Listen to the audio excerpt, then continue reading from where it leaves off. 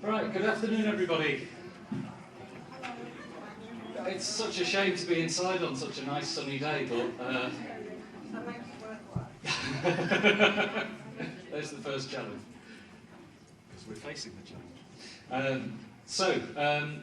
Welcome. It's great to see so many people here, and particularly glad to welcome so many of our local councillors. That's really, really great to have this opportunity for a different kind of conversation than we normally get. So, my name, for those of you who don't know, is Mike Wilde. I'm the Chief Exec of MAC, and I have to start by doing all the usual housekeeping, such as switch your mobile phone to silent. But don't switch it off, because if you're on Twitter or any social media, we'd really like you to share your thoughts about the event, and the hashtag is MCRVSA, Manchester Voluntary Sexual Assembly. If you need Wi-Fi, those of you who've been here before might know that there's always a bit of an issue with working out what the Wi-Fi is and the password. Well, it's changed again. It's now the Busy Bee Wi-Fi. I'm sure many people are signed up to that. No? Yeah. It's the city centre open Wi-Fi network. You do have to register on it with an email and agree the terms and conditions, but once it's on and saved on your computer, you can use it pretty much anywhere in the city centre. So if you've not done that before, it's worth doing. So that's available in here as well now. Right. Toilets, those of you, again, who have not been here before, the toilets are designed by architects and yesteryear who deemed it wise to put gents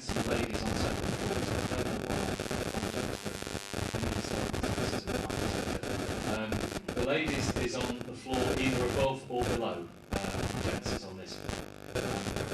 We're not expecting any fire alarms or anything like that, but if there is a fire alarm, you can follow that green sign or those ones, depending on whereabouts you are, go down the staircases and someone will please do use the opportunity to network. There's a lot of people who don't necessarily get to meet each other very often here. There's a list of everybody who's here in the back, and the councillors have got slightly different coloured badges than everybody else. So they're in blue. Apologies, that's not a political comment or anything like that. It's purely the paper we had in the office, and the red doesn't print very well.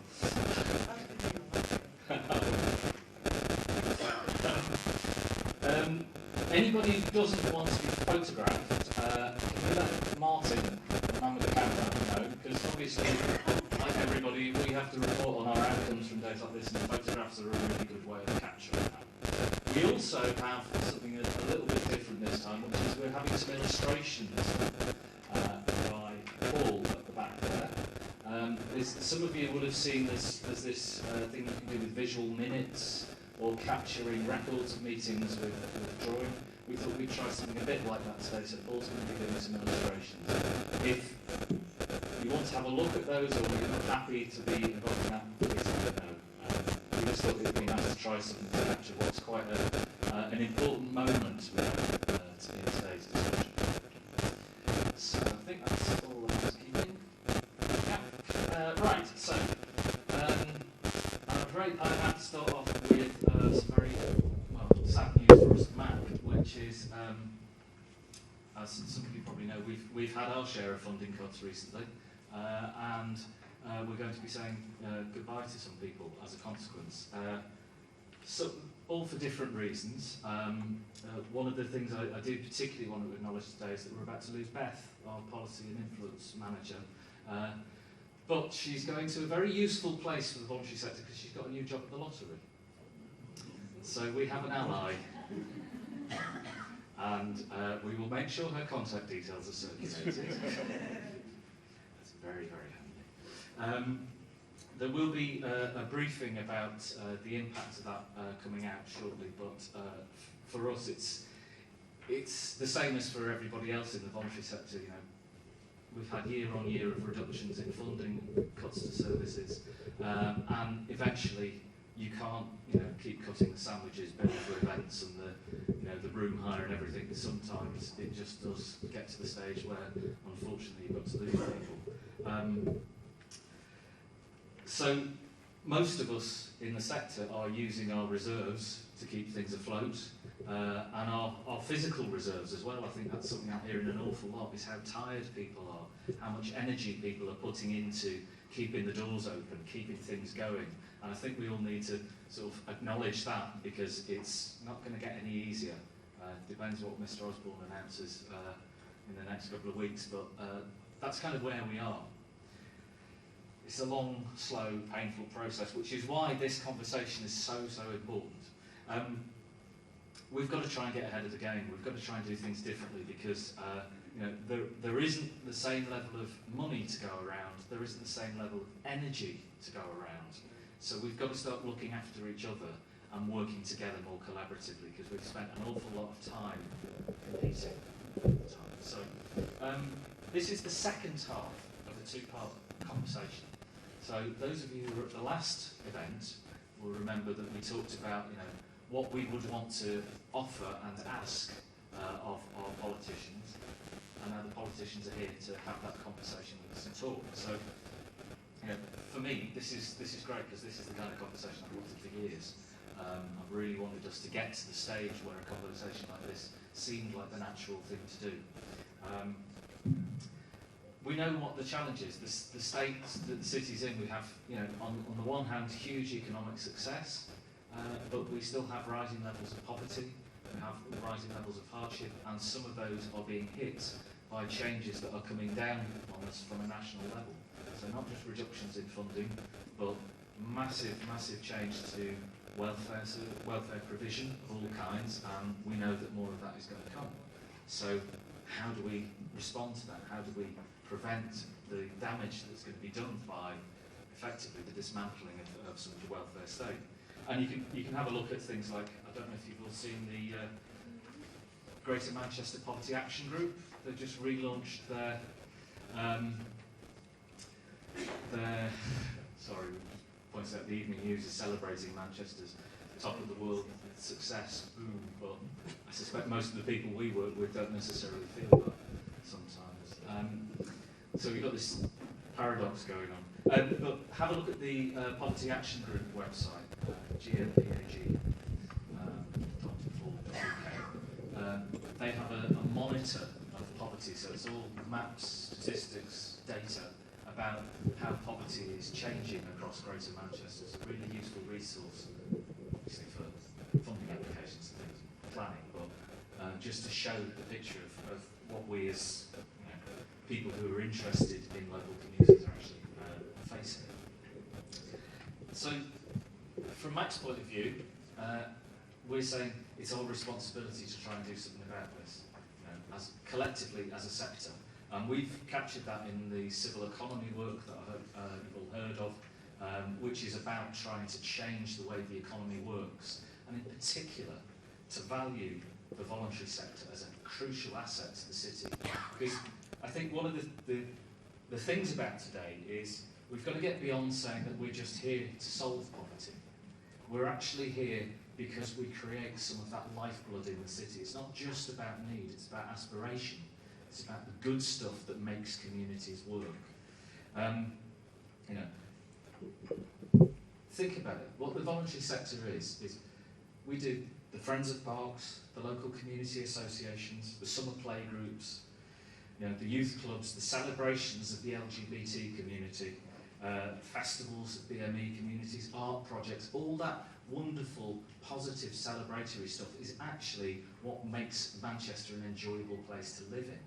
So much of that activity, and that's all the voluntary sector. That's all community organised. Alongside that, we do all the really hard stuff like the bereavement support for the homeless people, people who are struggling with domestic abuse, with neglect, with the fact that they can't access food in one of the most thriving economies in the world. We deal with that as well. So we're a brilliant, complex set of organisations. It's like some organism that we've grown and evolved around Manchester to tackle all this stuff and to make the city better. And one of the things I think we need to get past is the idea that we're too complicated as a sector.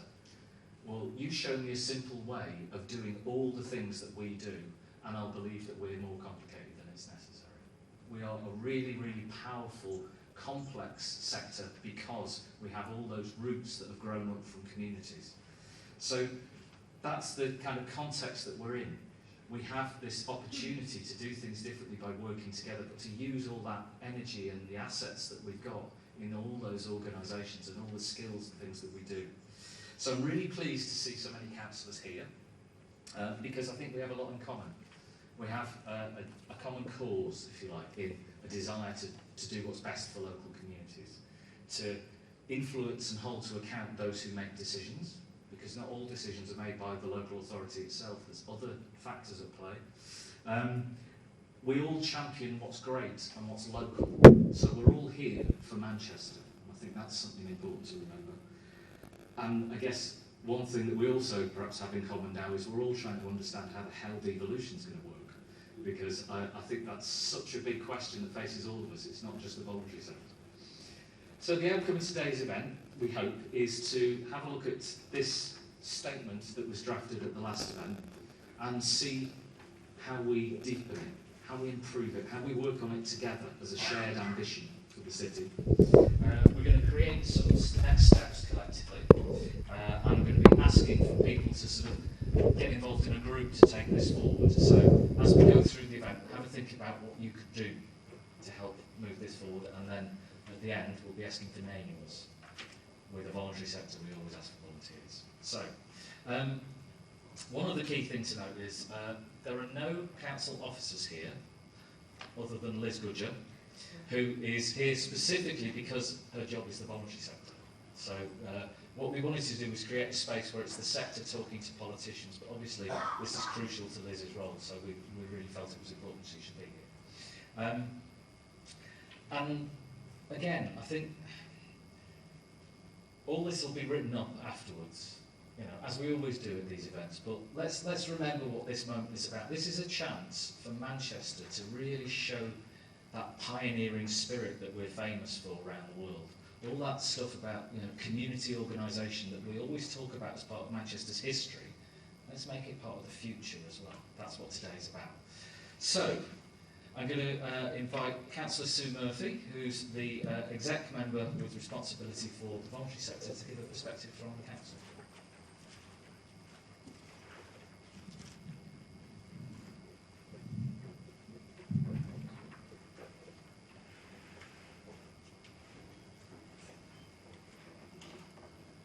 Hi everybody, thanks very much Mike.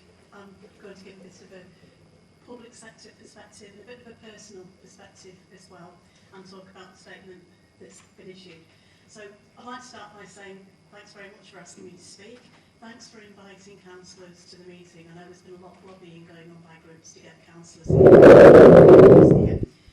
And many councillors are deeply involved in the city's voluntary sector. A lot of us are trustees or volunteers for organisations. Some of us work for voluntary organisations as well. And the decisions that we make, the discussions that we have, are deeply informed by our personal and collective experience of working with, alongside and for the voluntary sector. And as councillors and as a council, we're committed to working with the voluntary sector in the city. We recognise and value the particular role that the sector plays, and we especially value the deep connections that many organisations have to their service users and to our communities. Because the connections that you have with service users, with local people acting as volunteers and managing, working with services, mean that VCS organisations can often reach people and engage with people on a much more profound level than public sector services can. That's really important that we recognise that and work with you closely. I think we need both the public sector and the voluntary sector. We also need the private sector to make Manchester a thriving, successful place. I do want to talk a bit about the statement that you're going to discuss this afternoon. I suppose the starting point is a really welcoming opportunity for us all to sit down and discuss this together. I think it's really important. But unsurprisingly, I don't quite agree with absolutely everything in the statement. I think if I did, that would be a problem because we can't all agree on everything. So if I touch on a couple of things where I really would like to have a discussion about. Some of it, I think, feels that doesn't recognise some of the efforts that we've made. I think during the budget consultation and at various events, which a lot of you came to last year, I think we made an enormous leap in working together where we had to achieve spending reductions. It's the most difficult budget we've ever had, difficult for us, difficult for a lot of you. But I actually think the process and the engagement during that process was stronger than any that we've had before. And I'm really keen to build on that because there are tough times coming again. We all know after the election, the results for people like us aren't going, people in Manchester aren't going to be good. I know it's difficult, it wasn't perfect, but out of that has come some of the co-design processes that are going on at the moment, working with the sector, so that we can do things better, more collectively, and get better outcomes by genuinely involving all of you and investing in the resources that we do have to improve outcomes for Manchester people. So I hope that we can recognise that that's happening, and I'd really like to hear your views about how we can build on that for the times that are coming. I don't think that really we have reduced your role to provider. I think we recognise the diversity of the sector in the city and embrace that. I think it's positive that you are providers.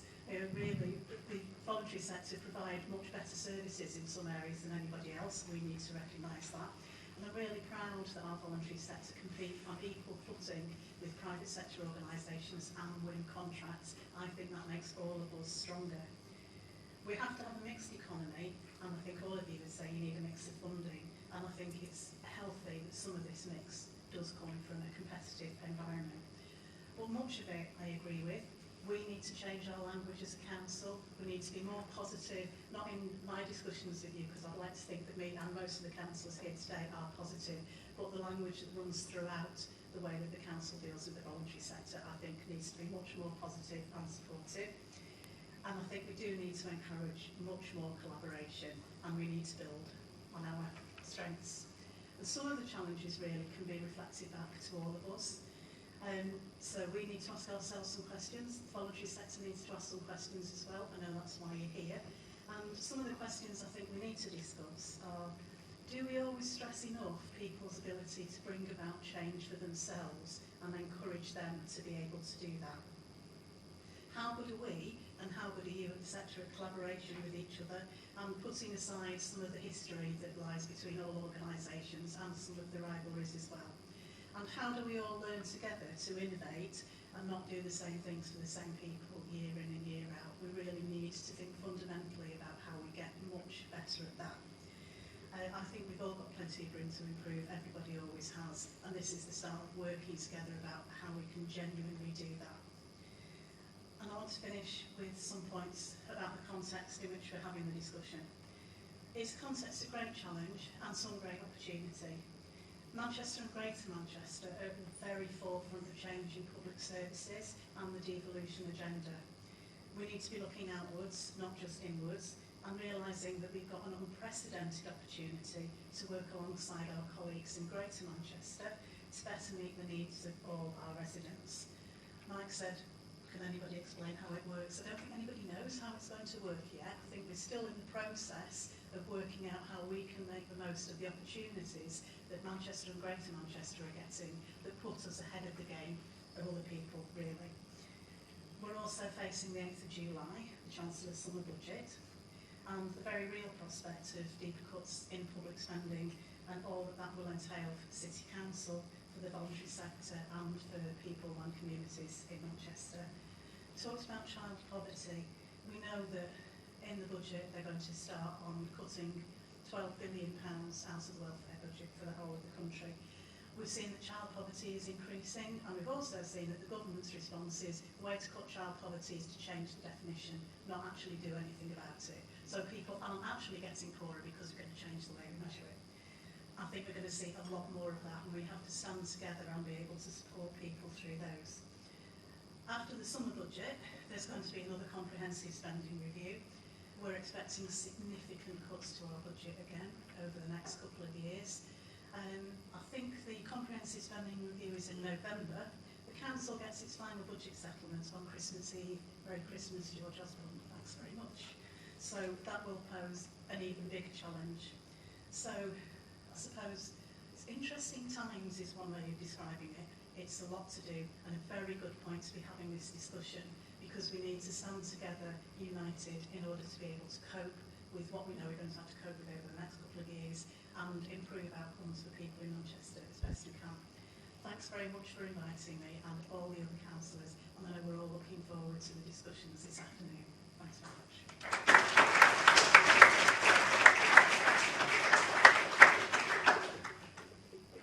Thanks, Sue. So, we're going to get a voluntary sector perspective now. So I'm going to invite Simone Spray from 42nd Street up to give us the perspective of the voluntary sector chief executive.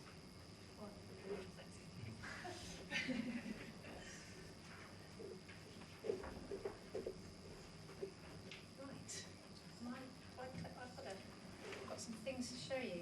Okay. Might have to put that in a look and roll sort of way. Can you hear me? Yeah.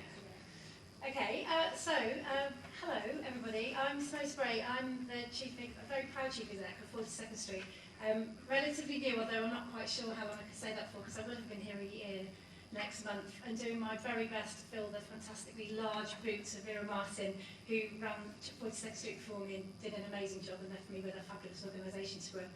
I was invited by Beth actually to come and speak to you a little bit about, don't all roll your eyes, about systems a little bit. And I think it's mainly because she's heard me banging on in a few meetings about how I think we need to be really strong about how we position ourselves no matter what sector we're from actually at the moment, and no matter what organisation we're from at the moment. By way of a bit of background for me, some of you have worked with me in the past.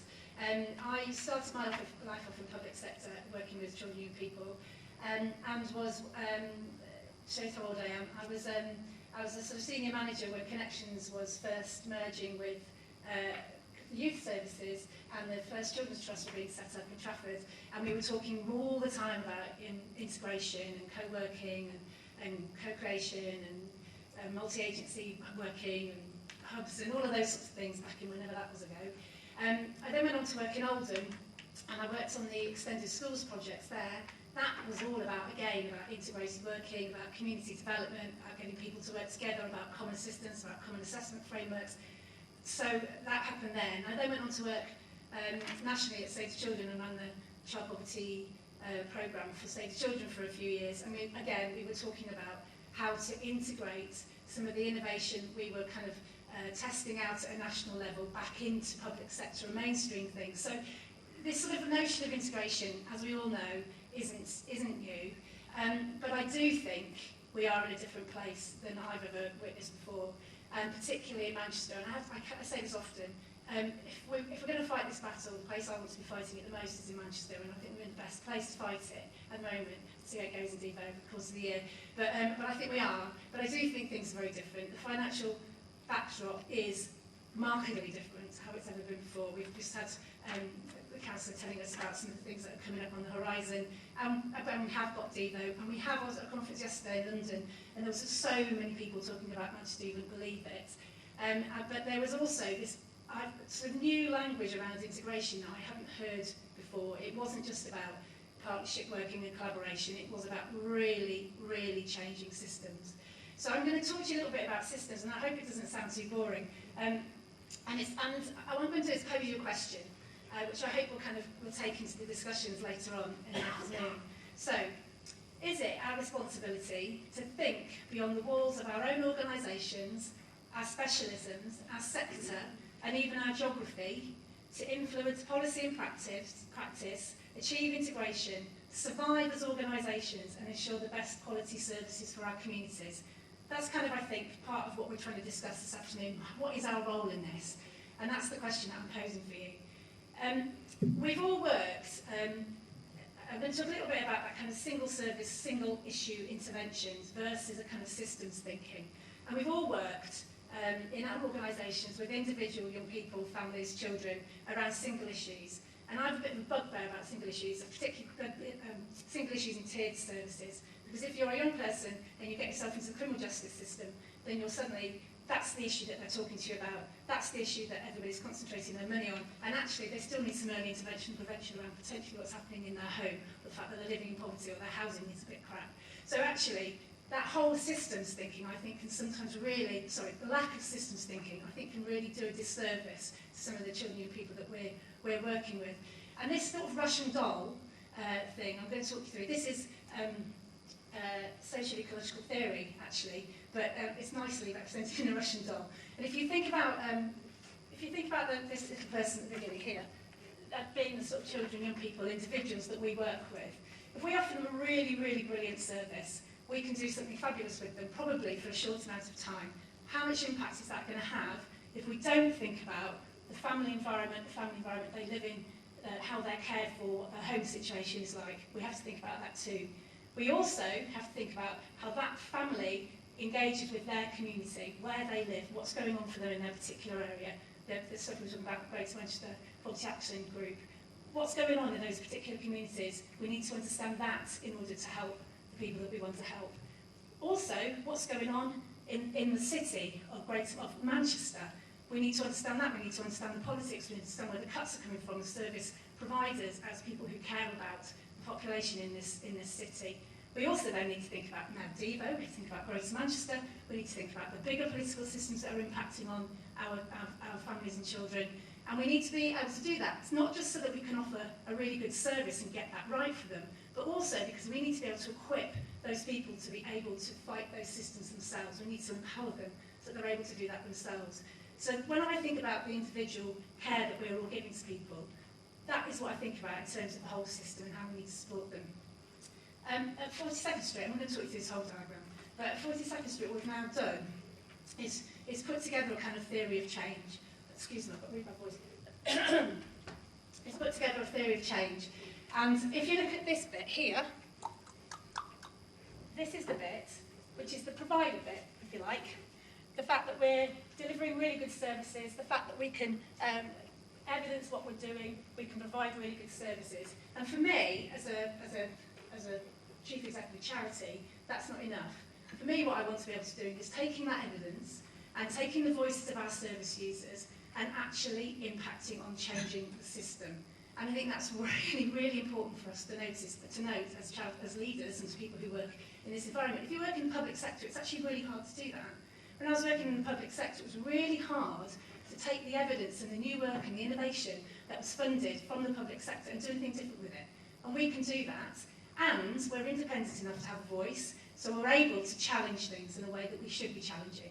And I think we should be really clear about how we position ourselves, position our service users, in terms of influencing what is coming up on the horizon. So the benefits of, I'm just going to move this back slightly. Again, the benefits, I think, of thinking in terms of systems is that we are able to offer better services for our service users if we think in terms of a system.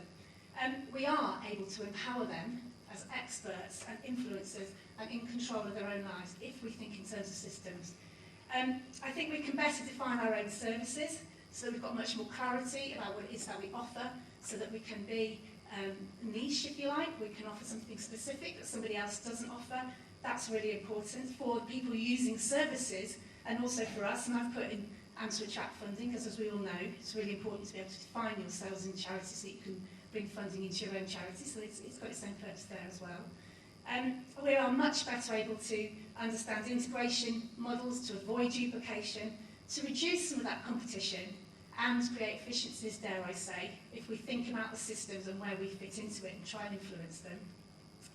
I think we're much more able to influence change for our service users, but also, and this is something for us to think about in this room, also for our organisations, also for the specialisms we work around. So for me, how am I able to work with colleagues to really influence? We're going to influence what GM does at a national level from this room.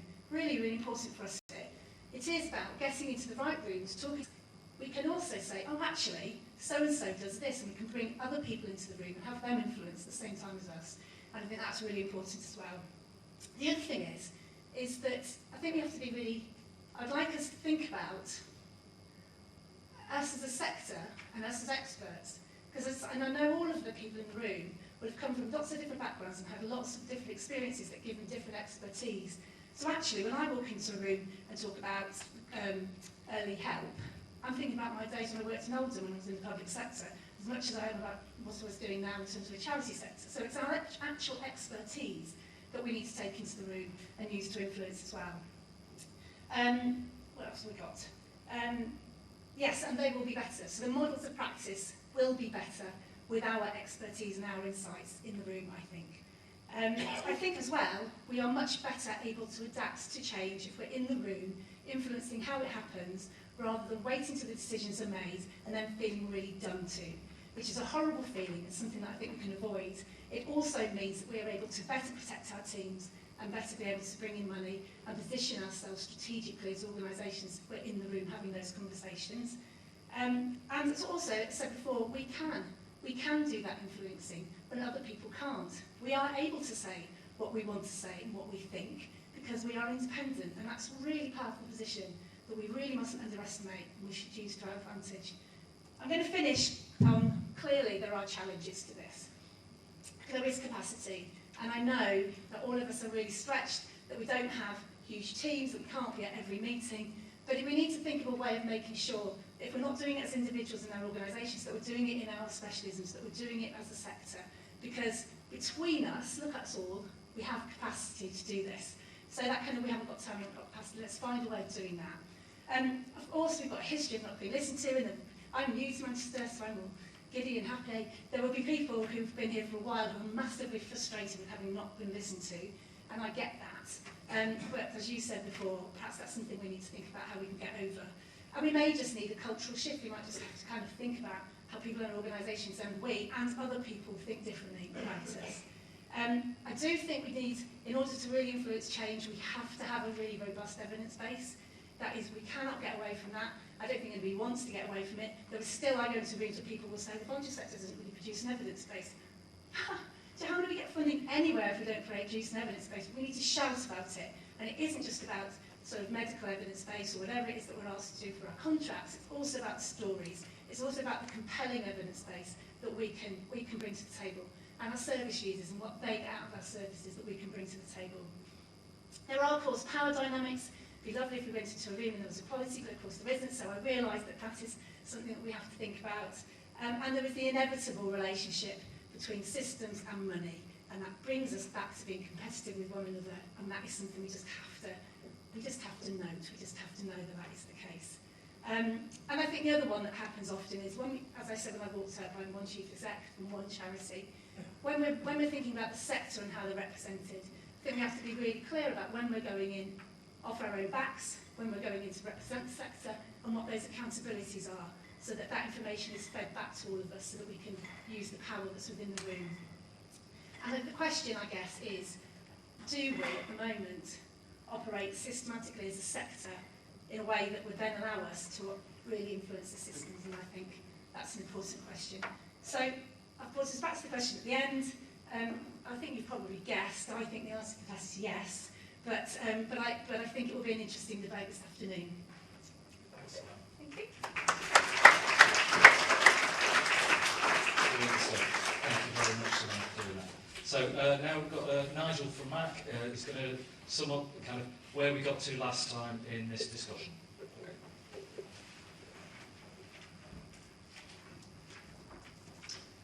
Okay, welcome to everybody. Thank you for coming. And I'm going to be fairly quick so we can get into the discussion. So what we're trying to create today, I'm going to prepare you for this discussion, is a radical vision for Manchester. And if we can't do it, I'm not sure who can. We've got a mixture of politicians here, we've got a mixture of people who really understand and know what's going on in the city. And so I'm afraid it's up to us, folks, to come up with this radical vision. Now, we sent out a note to everybody, and so as I'm going through this, if you haven't done this, you need to be thinking about it, which is the first exercise. We have asked you to prepare one thing that you would like to add, or criticism, or something of the statement. And so start thinking about that now if you haven't already done it, and so that when we do the exercise, you're in the right place.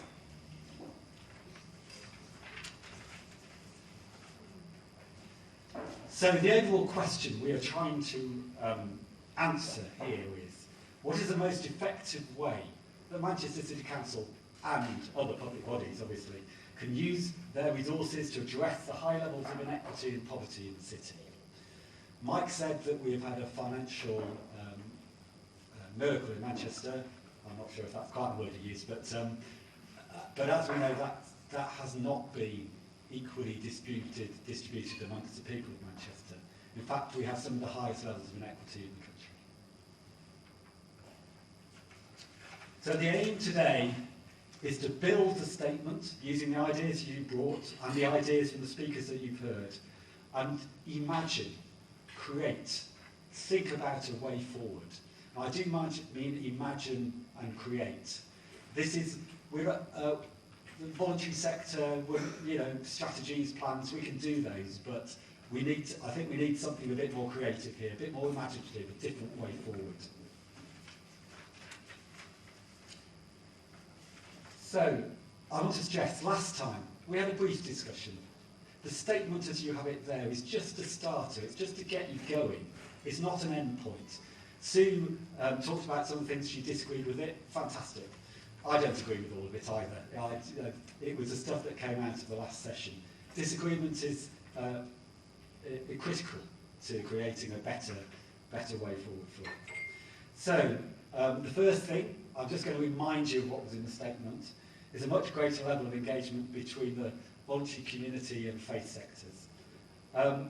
So, some of the things that came out was visiting our organisations, talking to people who use our services, exchanging staff, responding to monitoring reports, responding and using manifestos, charters and reports. The next thing was building a more constructive and positive language and attitude. So it's getting away from the language of deficit and start talking positively about the assets and strengths of people and their rights and their voice.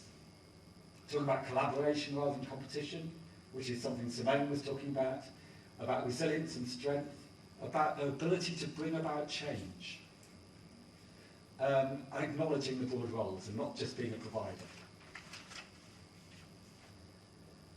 Getting real value for money. So ensuring resources go to organisations rather than to the profit. Investing in organisations that have demonstrated their effectiveness. Simone was talking about the evidence that we have. And that evidence is really important. You have to be able to demonstrate effectiveness. Removing barriers, facilitating growth, encouraging organisations to work together, building on innovation, playing a strong role in building a resilient sector. And finally, developing a truly collaborative approach and a partnership of equals. So being open and transparent about the problems. I think what this was referring to is that there's a feeling that there is a tendency to emphasise success in Manchester, the second city, and sometimes to forget actually things are pretty awful for a lot of people in Manchester. And it's how we both celebrate the success and acknowledge how bad it is for some people. Fostering and encouraging good relationships, including us from the start in all relevant discussions, and engaging rather than consulting. So that's where we came up with last time. But that's just a start. The point of what we're doing now is to build on that. And so, in the first session, there are facilitators on each table, and what we're going to ask you to do is broaden out the discussion, put more things into that statement, disagree with bits of it, add things to it, make it wider. But then, in order that we can deepen the discussion, we're going to say, okay, just take out a couple of those topics from there that we can have a more detailed discussion about in the second half. And so, two of those broad range of things that you come up with, which you really want to talk about. And then we'll divide those amongst the tables in the second half, and we will look at creating a way forward, deepening that discussion about that particular topic, and also looking at how we can actually do something about making that happen. But we'll go into kind of quite how we do that just before the second session. So in between session 1 and 2, we'll have a break, and then we'll give out those topics to people. So you are here to work, obviously, but also to enjoy it and have a really interesting and good discussion. That is the main thing. Have a really interesting, good discussion. Hear what other people have to say on your tables, and come up with something that will help us find a way forward. Thank you.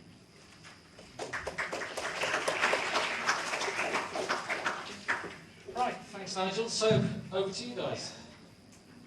Just before we start, table 1, do you want to go through into the room and to break out, and table 6, we're going to break out and utilise these for our discussion. Everyone else take it. Okay.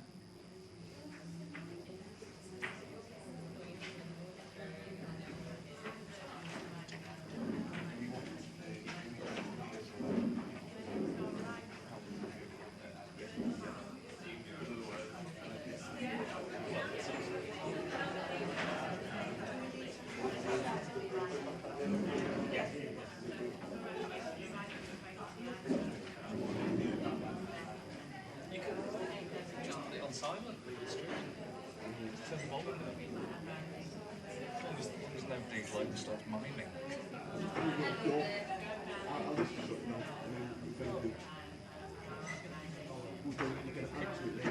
Text out.